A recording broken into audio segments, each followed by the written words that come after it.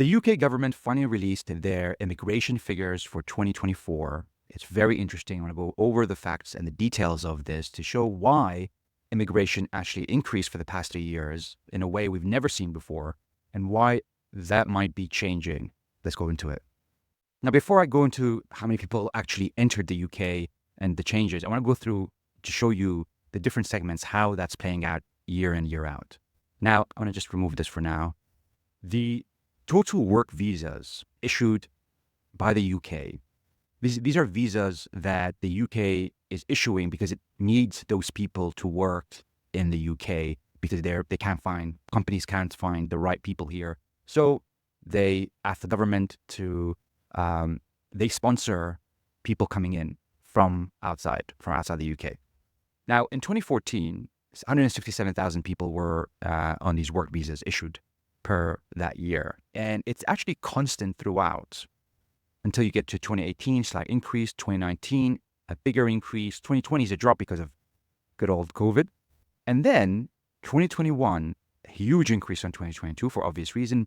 But then 2022, 23, 24, massive increases in work visas. 613,000 visas issued for people to come in and work in 2023. Compared to before COVID, it was 192, 175,000. That's a massive increase. I'm going to go into why that increase happened. But the good news is 2024 compared to 2023, it's a big drop. 40% decrease in the work visas issued. It could be good or bad depending on where you are in the economy. Now, looking at student visas. Student visas, again, constant around, below the 300. Until we go to 2018, 2019 really increased, 2020 obvious decrease, and then it massively ramps up. 435,000 people, 623,000 people, 604,000 people. These are crazy numbers.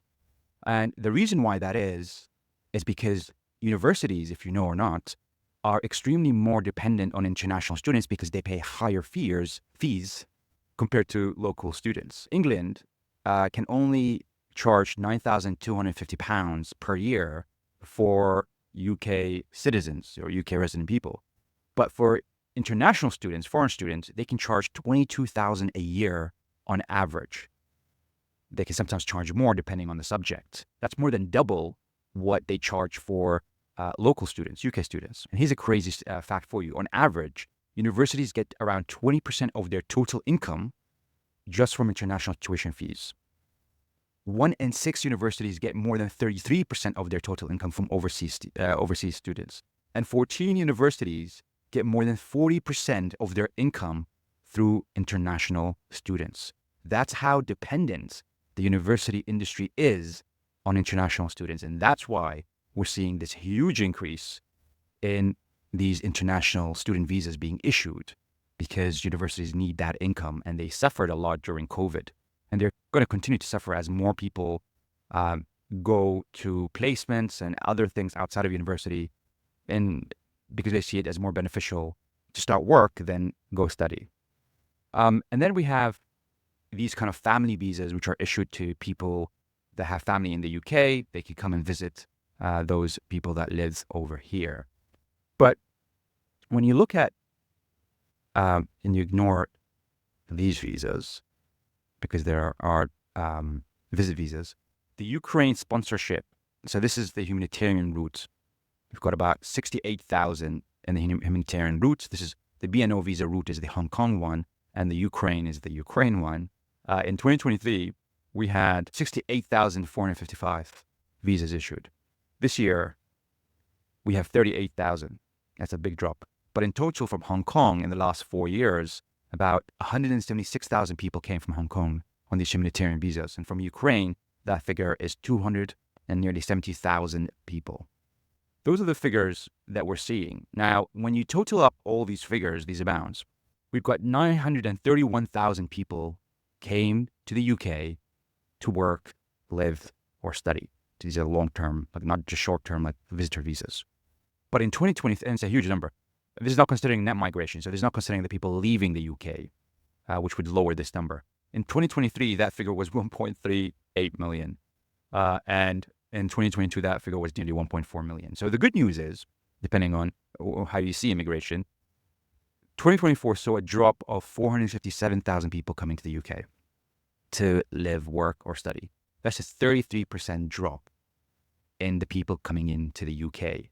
Now, when we look at the net migration figures, in 2022, net migration was about 870,000 people. So this is people entering minus people leaving to work, live, and study somewhere else. And in 2023, that figure was 866,000. So in total, over the last 2 years, excluding 2024, about 1.7 million people came in more than they left. That's a huge number, no matter how you think about immigration.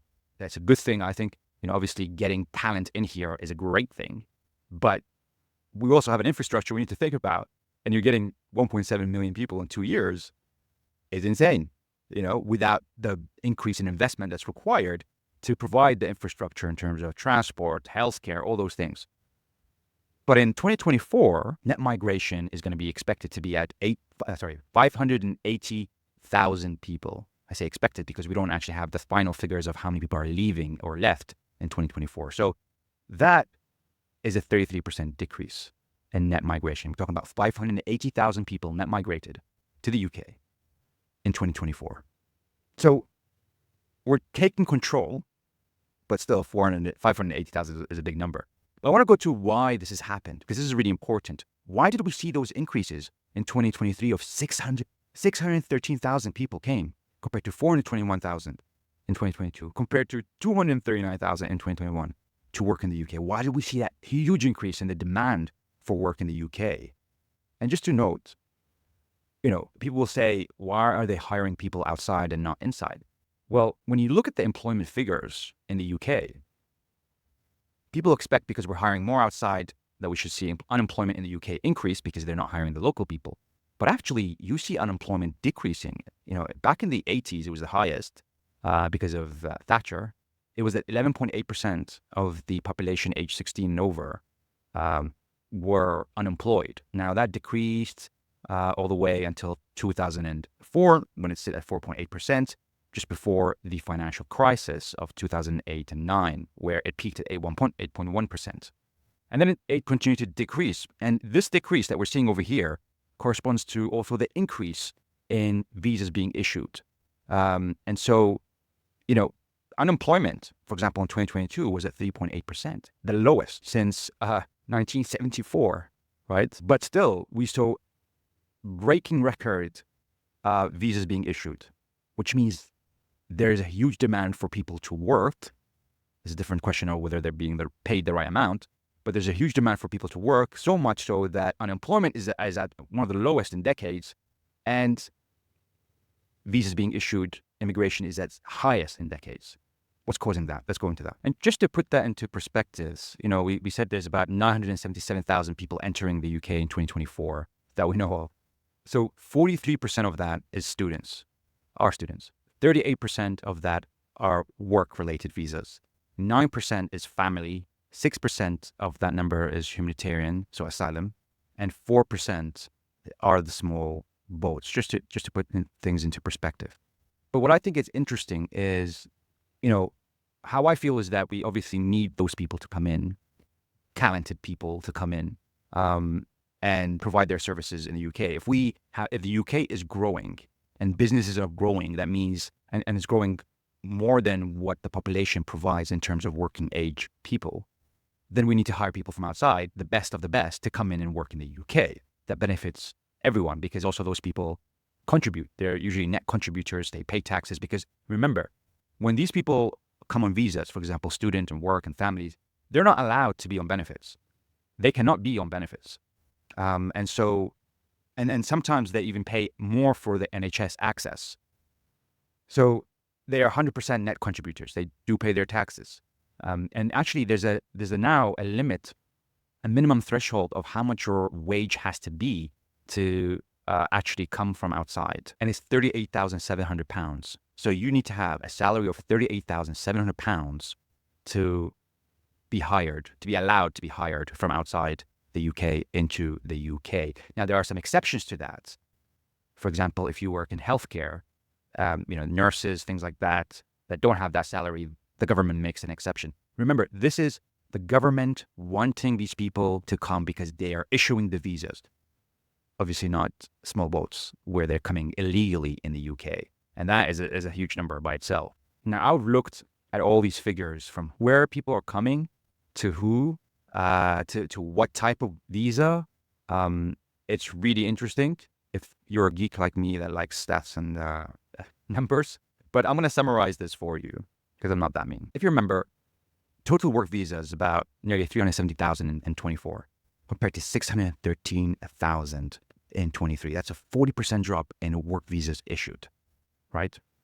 Now, work visas are broken down into different segments. There's a skilled segment, which actually breaks down even further into other skilled and healthcare.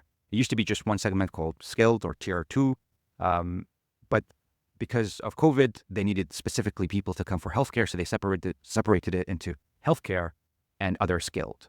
And then there is talent, business development, all in one segment. And then there are seasonal workers that come for seasons, such as during the summer to help with the farms or similar things like that. And when it comes to skilled worker visa, so this includes both the other skill and the healthcare, in 2025, it's 250,000 people came in. So 69% of the amount of people coming in from the work visas are to do with skilled work, i.e. either the category of healthcare or the category of other skilled. Compared to 2023, where 498,000 people came on the skilled worker visa, 81% of the total work visas issued in that year were in relation to skilled work, which is amazing. It means most of the people who are coming here are on skilled work. But it gets interesting when you break it down and divide it between the applicants that's coming here to work and the dependents that are coming with them, right? For many years, only a small portion of people coming to the UK were dependents, and the majority of the visas issued were actually the person coming in to do the work. So those numbers, the work visas numbers, actually include within them the dependents coming in with the main applicant that's actually going to be doing the work. And this is where we clearly have a problem here, because in 2024, of that 254,000 people, only 94,000 were actually coming to do the job. 159,000 were the dependents, okay? Which means the dependents were 63% of the total visas, skilled worker visas issued. So not total work visas, skilled visa. For work visas, actually lower in terms of ratio of dependents to main applicant. Which means, and even in 2023, main applicants were 220,000 out of the 498,000 for the skilled worker visa, and the dependents were 277,000, which means dependents were 56% of the total skilled worker visa issued. Actually got worse, because now in 2024, 63% of the skilled worker visas are in relation to dependents. And this is the problem you see, because in 2024, there was an average of 3 dependents per main applicant on the health and care worker route. By contrast, those on the skilled worker visas brought an average of 1 dependent per main applicant, i.e. the other skilled worker visa compared to the healthcare worker skilled visa. And this is what happened. This is why I want to explain why immigration increased by so much. After COVID, the healthcare sector was damaged. There was already a backlog of people waiting to be seen, for the cases to be seen, for operations to happen before COVID. And COVID happened, everything was shut, everything focused on dealing with COVID.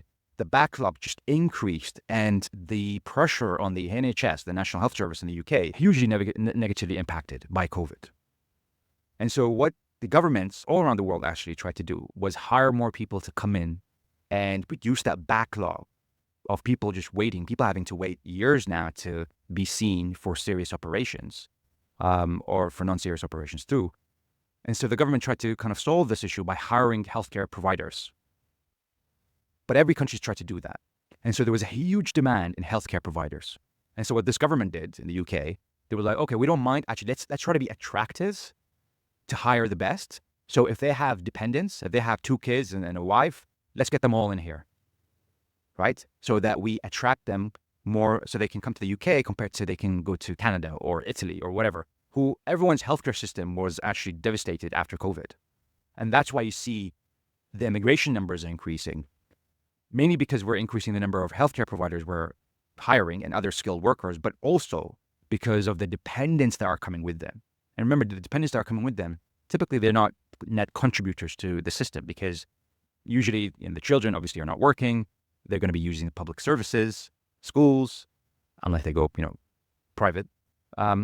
So they're going to put a demand on the infrastructure, and there's only one person. I mean, this is the average is 3 dependents. There's some people that come with 5 people, 4 people. Some people come with just 1 dependent.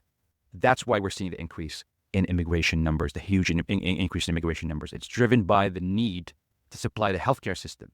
I mean, here's just an example of the graph showing you, the dark blue is the dependents, and the main applicant is the light blue. And throughout years, this dependence was just a small amount there until 2022, and see that skyrocket. Oh my days. The dependence is now equal to the main applicants. That's how many people entered in 2024, 2023. And here is the graph for just the main applicants. So without the dependents, you can see, the other work has been constant over here. The investor business development talent has been constant, slightly increasing the past 2 years. But it's really the healthcare and worker routes that skyrocketed during 22, 23. And even the skilled worker route has increased over here compared to previous years. And then you've got the temporary worker that comes just for the season or placement or something like that. That has also increased over here. But remember, unemployment in the UK is also decreasing during this period. So there's a growth happening in the UK. But they're all falling now down, which is partly because of the government putting restrictions. For example, your salary has to be 38,000 to come work here, unless you're healthcare. But also, it seems like the economy is not growing as much as we would hope. And it really shows in this graph, this diagram regarding NHS, so the National Health Service employment rates. This is all staff groupings. If you remember, well, you don't remember, but I'm going to tell you, the white population in the UK is around 81.8%. And the Asian population is about 8.5%. Black is around 4% of the general population are black. Mixed is 2.9%. So from all staff groupings, 15.9% of the staff in the NHS are Asian. 15.9% when the general population is only 8.5%. Black is 8% when the general population is only 4%, which indicates just how much of an overrepresentation we have in the NHS because, it's usually the ethnic minorities more so than non-ethnic minorities that are employed in those places. Ambulance staff is showing white, nearly 96%, which is the highest. But the doctors, look at the doctors. 32% of doctors are Asian, right? That's a huge number. Midwives, still predominantly white, but nurses and health visitors, which is a huge number in terms of absolute numbers. 14.5% are Asian. 10.7% are black when the general population is 4%, right? White general population is 81%, but it's only 67.4%. So when you look at the figures, they represent this immigration number that we're seeing due to the healthcare service demand. But in the end, when you look at how many people are actually coming on these skilled worker visas, the main applicant, not the dependent, and you compare that to the total work visas given in 2024, 26% of the work visas issued were actually in relation to skilled main applicant coming when you exclude the dependents, right? Which is kind of a low number. And then when you look at 2023, 36% were in relation to the actual people that are coming in and working, not their dependents. And in relation to skilled work, we're talking about here, right? Skilled work, 36%. But we're seeing a drop in all these numbers. Like look at the healthcare worker, the main applicant. We had 145,000 people come in 23 regarding that visa. In 2024, it's 27,000. That's 81% drop, which means we have everyone that we need, right? And we should be at full capacity now. It's the same thing where, for the skilled main visas, it's a small drop. It's 9% drop that we're seeing. But in the total work visas, skilled, non-skilled, everything is a 40% drop. So that's a huge number. So what does this all mean? It means, one, the reason why we've had a huge immigration in the past couple of years is to do mostly with the healthcare system, with not having enough people over here to supplement that healthcare system, to try to reduce that backlog of people to be seen, cases to be reviewed, And so it's been a net contributor. As you can see, most of it is to do with the skilled worker scheme. At the same time, there's too many dependents coming in. The government did this to attract more people to come to the UK as opposed to other countries. But compared to other years, it's too many dependents, which obviously impacted the numbers coming in, but also impacted the infrastructure, public services, all those things, housing. So a huge pressure on them because of that large number of increase, which is unsustainable. Now, the good news is that number is reducing massively. And so we're seeing less people come on the healthcare worker visa, slightly less people come on the skilled worker visa, but still a high number of dependents coming in. That's an issue that the government needs to solve. And the other issue that we really speak about is the number of asylum coming in. It's about 100,000 people coming in this year, last year, and the year before. So 300,000 in 3 years. That's a huge number that needs to be looked at because simply we're just unable to take that much in such a short period of time.